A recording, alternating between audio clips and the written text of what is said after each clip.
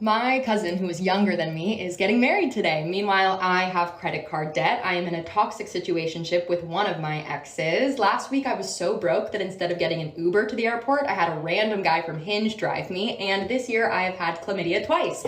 So far,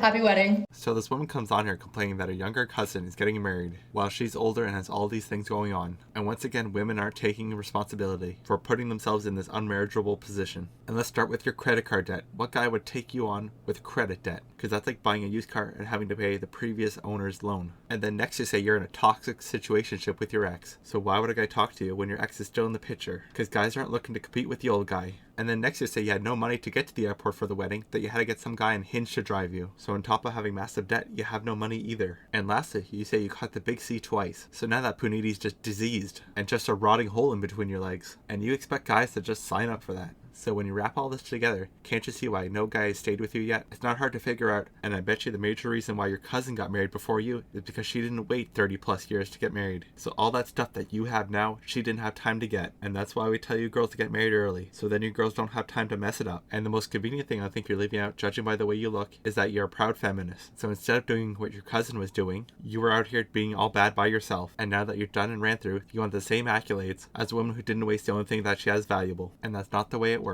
This is the road you chose, and the only thing at the end of it is cats and box wine. So instead of coming on here and complaining about it, why don't you come on here and take some responsibility with your choices, because now you're going to have to live it out. And quite frankly, just how guys can't expect to get a wife, you can't expect to get a husband, especially after throwing all your value away, because now you're equivalent to a short dude with a minimum wage job. And just like how you would ignore him, you should fully expect the guys that you want to ignore you. And maybe when enough women wind up alone from their choices like you, the other women will smarten up and start being better options, other than being in debt ran through individuals.